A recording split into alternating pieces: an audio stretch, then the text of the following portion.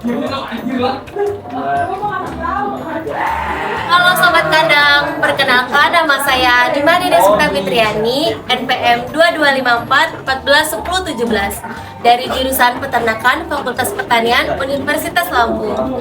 Di sini saya akan menjelaskan anatomi eksterior pada ambing, pada bagian kambing. Ayo kita lihat sama-sama. Pada hari Rabu, tanggal 30 Agustus, saya dan teman-teman saya mengunjungi peternakan kambing perah yang bernama Kafi Farm, yang berlokasi di Desa Fajar Baru, Tanjung Senang. Di video ini saya akan menjelaskan tentang ambing pada kambing perah. Sebelum berbicara tentang ambing, saya akan menjelaskan tentang kambing perah itu sendiri. Kambing perah merupakan jenis kambing yang dapat memproduksi susu dengan jumlah melebihi kebutuhan anaknya. Kambing perah disebut pula kambing bertipe dwiguna karena selain menghasilkan susu, dagingnya juga bisa dikonsumsi.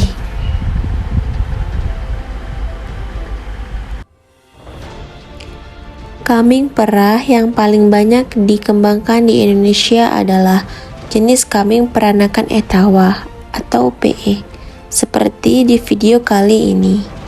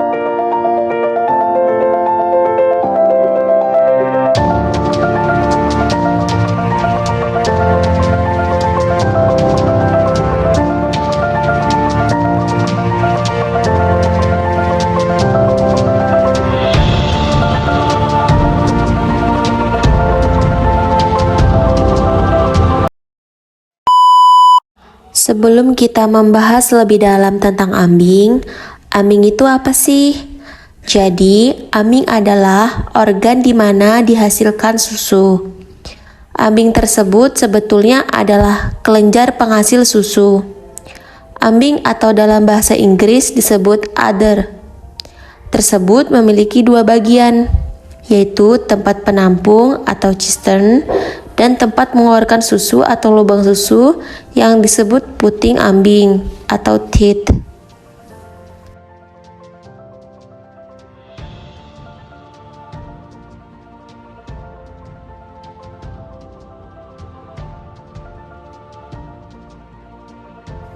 Selanjutnya ada kriteria ambing yang baik.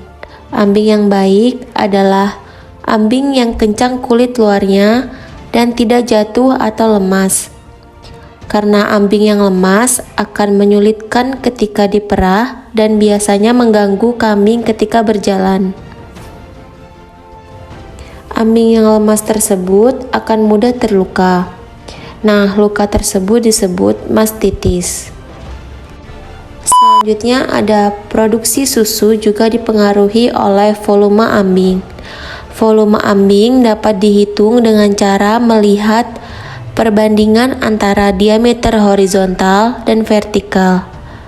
Ambing yang berbentuk mendekati bulat adalah ambing yang terbaik.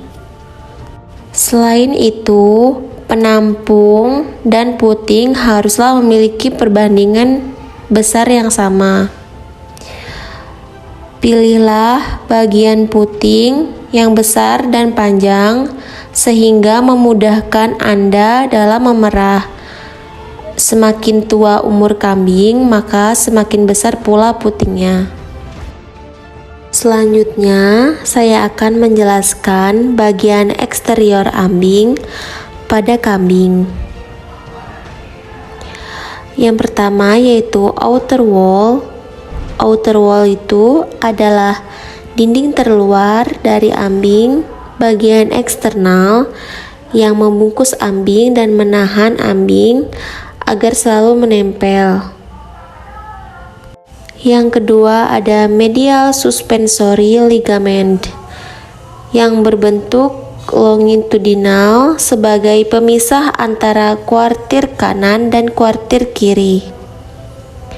Medial suspensory ligament sendiri bersifat elastis dan melindungi atau membatasi kuartir kanan dan kiri sehingga jika salah satu kuartir terkena penyakit, maka kuartir lain dapat terlindungi. Yang ketiga yaitu lateral suspensory ligament. Ini merupakan penyokong bagian dalam ambing yang tersusun atas jaringan otot kuat terletak pada bagian abdomen. Nah, lateral suspensory ligament ini merupakan jaringan yang tidak elastis atau fibrosa. Sifat otot yang tidak elastis ini berperan dalam membatasi produk susu apabila sudah mencapai produksi maksimum, sehingga ambing tidak melar atau melebar. Yang keempat ada membran fine, merupakan membran yang tipis terletak antara kuartir depan dan belakang. Membran berfungsi sebagai pemisah antara kuartir depan dan belakang ambing dan mencegah bakteri penyebaran penyakit. Yang terakhir adalah puting susu. Puting susu merupakan organ berbentuk memanjang atau berbentuk kerucut dengan ujung tumpul serta tidak terdapat bulu di sekitarnya. Puting susu terletak menggantung pada ambing.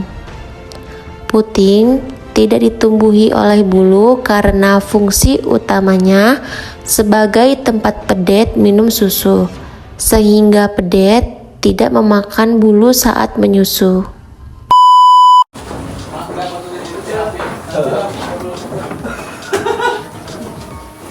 Nah, itu saja penjelasan video dari saya. Saya ucapkan terima kasih. Salam cinta dari ujung kandang.